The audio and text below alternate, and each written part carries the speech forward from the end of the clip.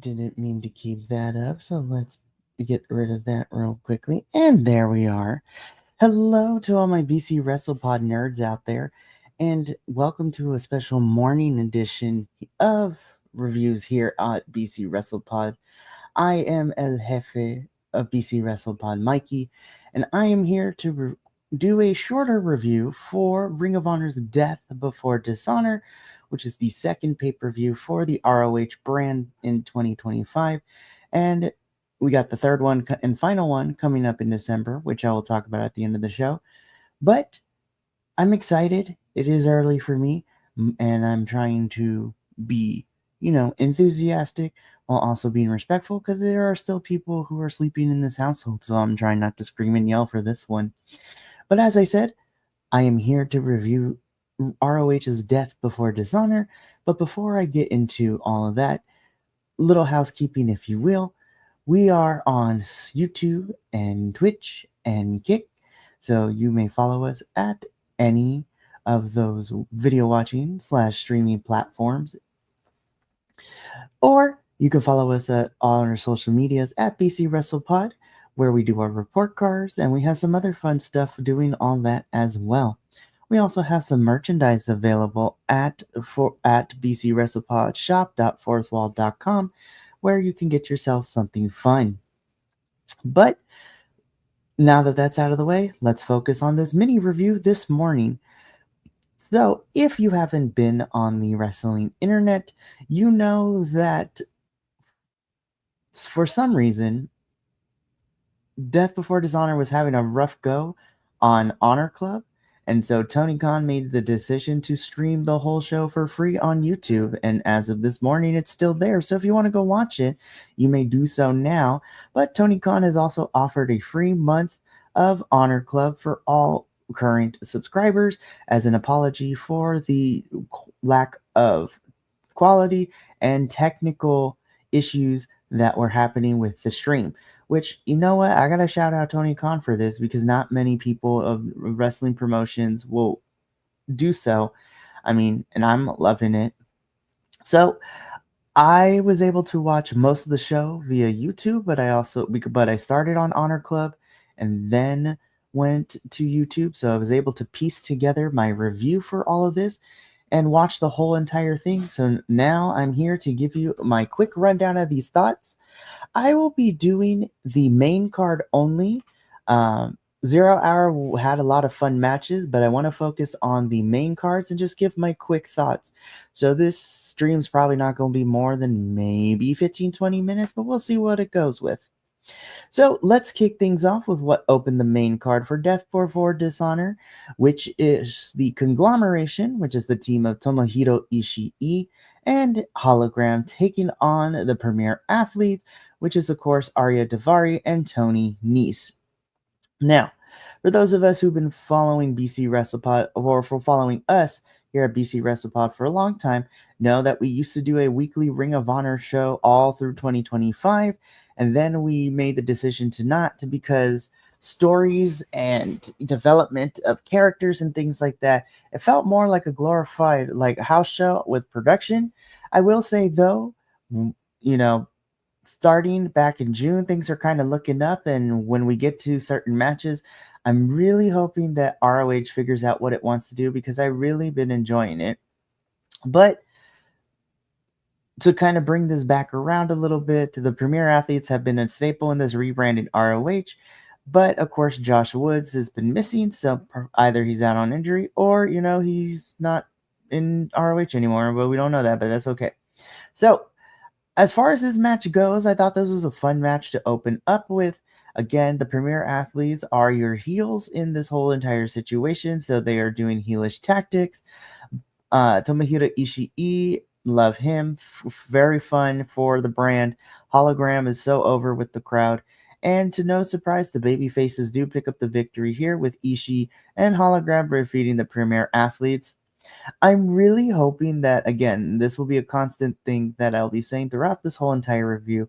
I really hope that Ring of Honor starts utilizing the talent they have, because with so many people leaving, and then we're getting the introduction to a women's peer championship, I'm really hoping that ROH gets it together, because I like seeing the AEW folks come into ROH like this, but I'm really hoping that ROH kind of finds its own identity again, like they did when they rebranded this 2 years ago. But I thought this was a perfect way to open up the show. This is a tag team bout where we saw 4 individuals who were really solid, really good. And you know what? The crowd was happy with it, and this was definitely a lot of fun for sure. We move on to our next match that we're going to talk about, which was for the ROH World 6-Man Tag Team Championships.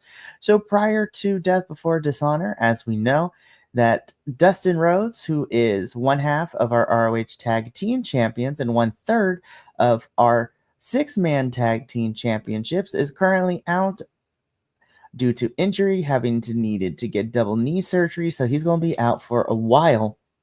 So for the 6-Man Tag Team Championships, the Von Erichs needed to find a partner to take, Dustin's place, which of course came in the form of Sammy Guevara.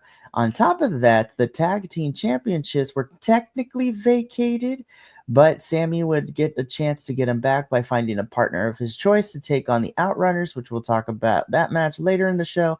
But for all intents and purposes, we have the Von Erichs and Sammy Guevara taking on Shane Taylor Promotions.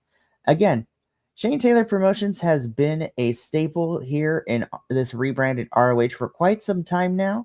Of course, Shane Taylor, an OG of the original ROH, And then the infantry also doing amazing things. And we've always said that we wanted to see championships on the infantry. I personally thought they were going to get their chance earlier this year at Death Before Dishonor, but not Death Before Dishonor at Supercard of Honor, but unfortunately that wasn't the case. This was a really fun match. Again, the Von Erichs are part of the legendary Von Erich family in wrestling. Iron Claw movie came out like a year ago. We think of wrestling, especially during the territorial days, the Von Erichs always come to mind, as sad and tragic as their story is, but happy to see that the generations after that still have a heart for the business. I was very happy to see Shane Taylor Promotions walk out with the 6-man tag team championships. And as a fan who's been watching this rebrand ROH since day one, I'm super happy to finally see not just only Shane Taylor, but the infantry finally get some championship gold. It's been long overdue for them, and I'm extremely happy with it. So this was a fun match back and forth, but as I said, Shane Taylor Promotions walks out with a 6-man tag ROH Tag Team Championships, and I couldn't be happier for the infantry and Shane Taylor and all of this. So we're going to come back to the Von Erichs and Sammy Guevara because they also play a part into what happens during the tag team match. So we will move on from here. Next up, though, we got to talk about this. So it was announced some time ago that Ring of Honor would be introducing a women's pure championship, which, of course, we have our men's championship being held currently by Tiger Style Lee Moriarty. And so now we got that announcement some time ago, but we haven't heard anything more about it since. Well, Tony Khan, prior to the start of Death Before Dishonor, let us know that tonight we were going to have our first quarterfinal match, and we also got to see the bracket for this pure championship tournament.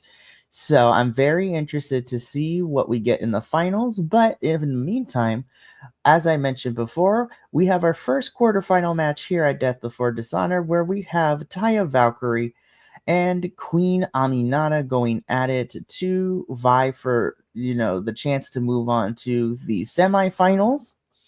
And you know what? Maybe it's just the wrestling fan in me. I was kind of hoping that Taya would win, but you know what? Queen Aminata this year has had a phenomenal year in AEW. Again, she also is a consistent force in ROH as well. She has been really fun to watch, and her evolution and growth since joining this whole multiverse company here has been really good. And Taya is a seasoned vet. Like, she knows what she's doing. She's great. I love her and Johnny, TV being, teaming up with MXM Collection. So they are a hoot to watch. But man, this was another fun match for me personally. Again, while there was no stakes involved, this was a chance to move on to the semifinals for this match, and Queen Aminata does pick up the victory over Taya Valkyrie.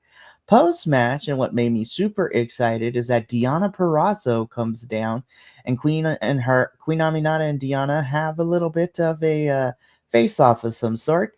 So we could potentially be seeing Queen Aminata take on Deonna Purrazzo, but Deonna has to get through her match in the quarterfinal in order to meet Queen Aminata in the semis. So, shout out again to both Taya and Queen Aminata. Both women are fantastic. Queen is moving on to the semifinals, and I'm interested to see who ends up becoming our women's pure champion as time goes on. Next up, though, we have a really interesting match here. So this is a standard tag team match where we have the debuting name of of Blake Christian and Lee Moriarty. I mean, they've been a tag team, but we got their name called The Swirl, which is, a play on chocolate and vanilla ice cream, which I'm like, okay. I'm not going to lie. I feel like the name needs a little bit of a workshop, but hey, you know what? It's great. It's fantastic. And you know what? Blake Christian and Lee Moriarty in ring are great. But then they are taking on, of course, one of my personal favorites in the kingdom. So Mike Bennett and, Matt Taven. It's been a minute since I've seen these two in ROH. And you know what? they haven't missed a beat. I love them. I don't know if it's because of their other side projects or Mike, and Maria, expecting their next child and all that kind of good stuff and everything that went down with Maria Kanellis. It's been a real mile since these two have been here. And you know what? This was really, really fun. This was a fun tag team match. And I think it served its purpose to get Blake Christian and Lee Johnson as a tag team over, which, the swirl does end up beating the Kingdom. I just feel really bad because the Kingdom, I love them when in this rebranded ROH. I thought they were going to be able to do more. They were tag champs at one point, and then, they lost the titles, and I'm just like, I don't think ROH knows what to do with the Kingdom, and honestly, who knows? Maybe Matt Taven and Mike Bennett don't, want to really do too much with ROH at the moment because they're pursuing other things outside of wrestling, which I love for them. I just really wish that ROH would treat and utilize, the vets, so to speak, a little bit better. I know we need to build up the future stars, but because ROH has a limited roster of people who are just strictly for ROH and not hopping on AEW, Dynamite, or Collision TV, I think it's important for ROH to solidify somewhat of a roster. And again, I try not to compare feds, but despite some issues I have with the booking and the creative of TNA right now, TNA, at least look at the Scott D'Amore era of TNA. You utilize your small roster and everyone gets a chance to do some fun stuff. So I feel like ROH needs to solidify a small, consistent roster and then just do small stuff like this. Like, you can go for it and it can be fun. But the in-ring for this match was really, really solid from everyone involved. Again, Blake Christian and Lee Moriarty, the Swirl, pick up the victory over the Kingdom. And you know what? This was a fun enough tag team match. I truly enjoyed it. Moving on, though, this is where, for the remainder of the night, I think we get into some really fun stuff with Death Before Dishonor. Not to say everything before this was bad, but this is where me, as a fan of Ring of Honor, definitely comes into play, because we start off with our Ring of Honor Pure Championship match, which sees our champion, Taiga Style, Lee Moriarty, defending the championship against CMLL star Shuelhua. So I'm excited. Again, AEW has this working relationship with New Japan, CMLL, Rev Pro. It's been really fun to watch.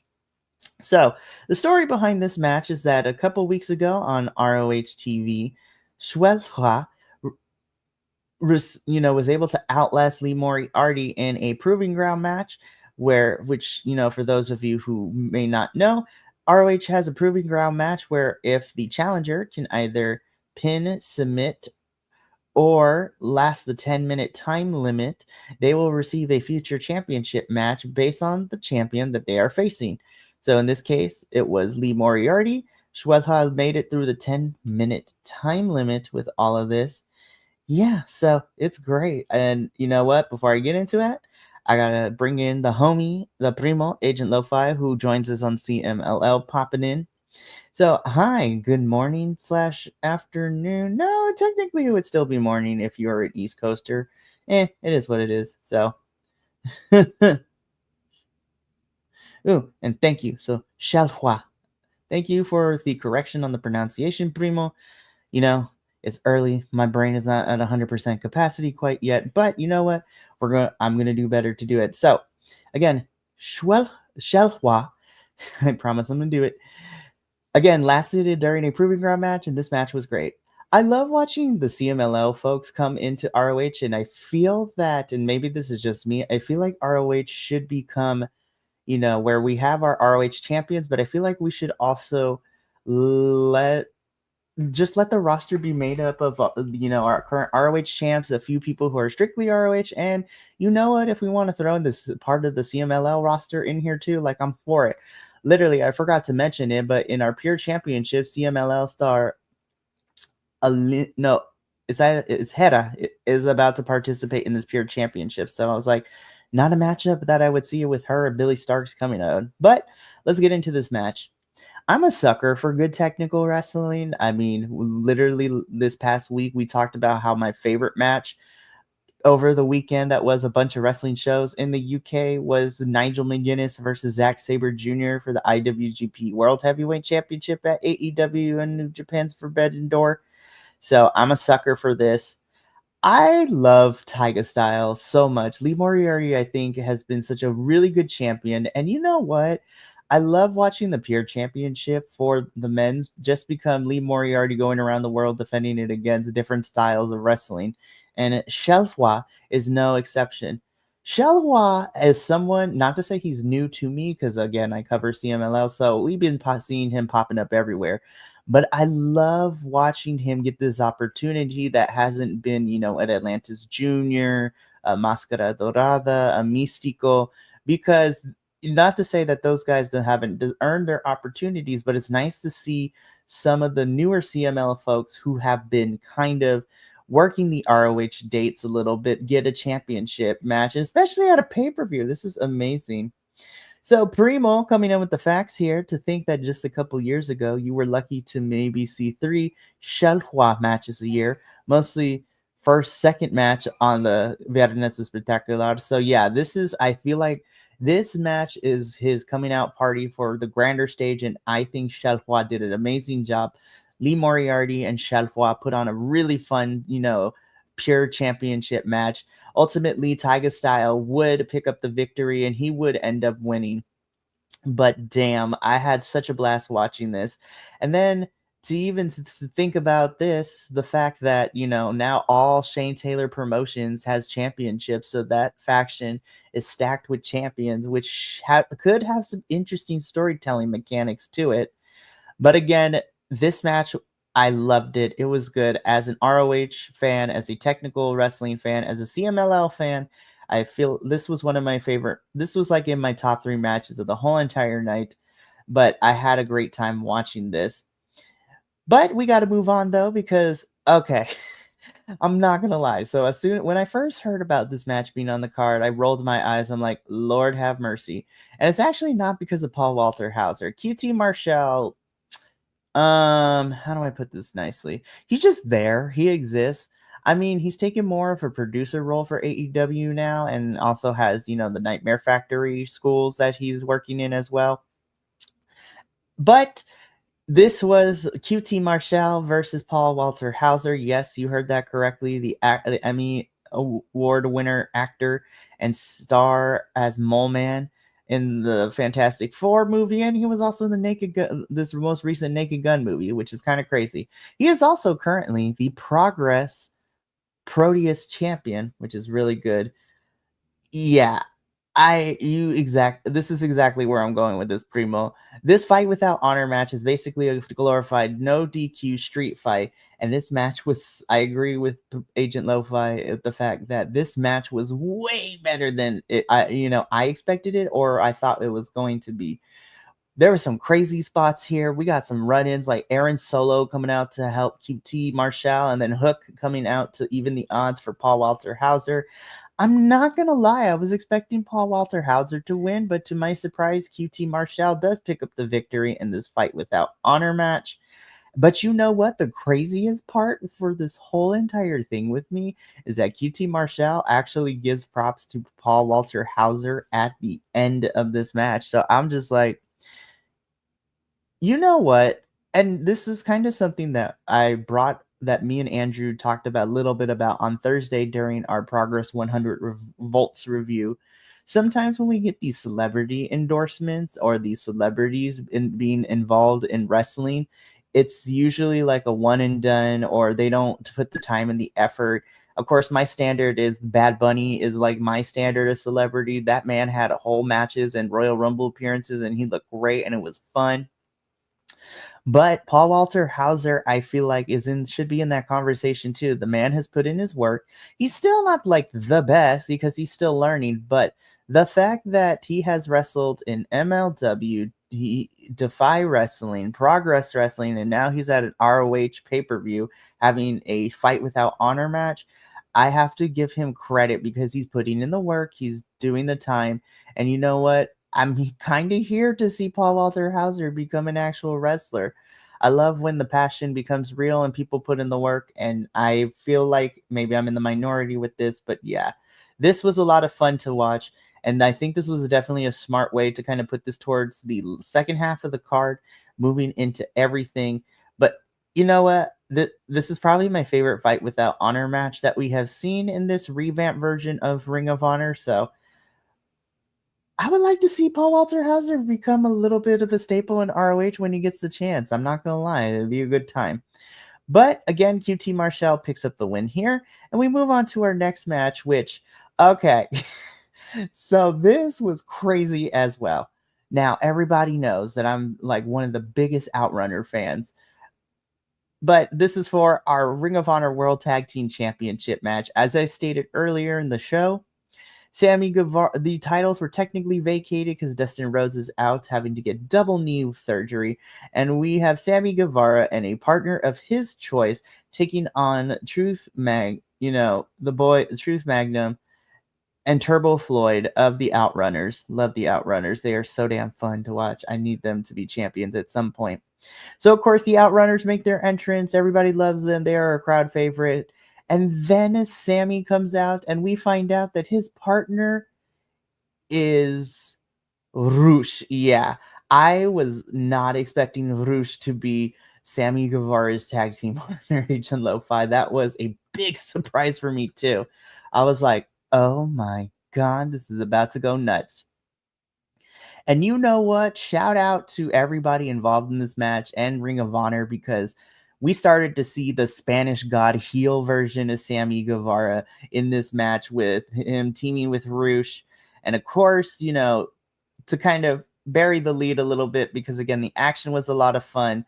You had the moments from with the Outrunners, the crowd is behind them. This was such a fun tag team match, but ultimately Sammy Guevara and Roosh are your ROH World Tag Team Championships. Post-match though, we got the Von Erichs, who were a little upset that Sammy didn't pick one of them to team with him for these tag titles. And then LFI and Sammy beat up on the Von Erichs. Sammy turns heel, and Sammy has officially joined La Facción Ingornable. So now it is, listen, that is all Latino power right there. It is Lucha Libre power right there. It's going to go ham. It's Roosh Dralístico, who on the pre-show won the, money battle, the money, fatal four-way, which is great. So now they got money. Beast Mortos out here as well, killing it in the Grand Prix last night in CMLL. This was great. And now Sammy Guevara is part of it. So I actually am very interested. And honestly, I feel like LFI and ROH could actually be really, really fun as them, because AEW is not really doing much with LFI. So I think ROH would be a perfect fit for him. So Agent Lo-Fi coming in. Roosh could be his own worst enemy, but if you're going to contain him, he's easily one of the most unique, talented luchadors out there. That's what I'm saying. I feel like ROH would be a really good fit for Roosh. I think because, again, smaller roster. And you know what? If this means that we get to see Sammy and Roosh fight some of the CMLL guys that come over as well, whether it's for the titles or not, I think would be really good, because Roosh, I do believe, offers something very unique in the world of Lucha Libre, but you got to contain him and all the things that come with Roosh for a better term. But yeah, this was a fun tag team match, and I think, I'm excited to see where the tag team division goes, so this should be interesting. Ooh, okay, so this was the semi-main event, and like, hands down, I will get my critique out of the way first. I feel like we should have cut it by like 5 minutes, because it was like 37 minutes and both men were gassed at the end. But despite that, ooh, this was good. But yeah, Sammy as a heel is where his best. I agree with you too. But semi-main event, Ring of Honor World Championship, Bandito versus Hechicero. Ooh. Agent Lo-Fi, like, we could just move on to the main event, because I know where you stand. I mean, I think we're on the same wavelength. This, in the words of Sheamus, this was a banger, bro. Oh my God. Like, okay. I'm just calling it right now. I don't need to see any more of 2025, because the last 2 months have proven to me that honestly, the summer at Bandito, yes, Agent Lo-Fi, has been a hell of a ride, and I'm calling it right now. I mean, I enjoyed Bandito, towards the beginning half of this year, but the summer has solidified it. And honestly, unless something crazy happens with some other folks I have in contention, I'm calling it right now. Bandito is my 2025 wrestler for the year. Man has put on banger after banger after banger in ROH, AEW, Arena Mexico for CMLL. Like, Bandito coming out as freaking Iron Bandito was crazy. I lost my mind. Echiseto is so damn good. Oh my god, this match was my match of the night. Holy crap. Yeah. Agent Lo-Fi, yeah, this is Bandito's easily my wrestler of the year so far, and unless something crazier happens, I'm not changing my pick. But as far as this match goes, you know what? It's copy and paste exactly my thoughts of what I said with Bandito versus Konosuke Takeshita at Supercard of Honor, last month. Um, this match was great. Again, my only critique is I feel like we should have cut it down maybe a couple minutes because Echiseto and Bandito were getting gassed at the end, and while they were still able to make some stuff look great, it was not as clean as like the first 2/3 of this match. But hot damn, this is another match I would definitely recommend people to watch. Bandito is able to beat Echiseto and is still your Ring of Honor World Champion. What can I say? Holy crap. Again, Bandito has been on a hell of a run this summer. Not just that, too. Tony Khan had a good moment last weekend when Bandito and Brody King, known as Brodito, won the AEW tag titles. And so now Bandito is double champ. So excited to see where the rest of this year goes for Bandito. And I'm really hoping that he gets to keep this title. And Bandito has been getting really good opponents. I'm very interested to see who his opponent at Final Battle in December is going to be. Yeah, honestly, you got to watch the match because this is the match where I don't have a lot of notes on because I was literally watching the entire time. Please, again, this is on YouTube, y'all. Tony Khan made Death Before Dishonor because of the technical streaming issues free on YouTube. Go and seek this match out, please. It is definitely worth your time.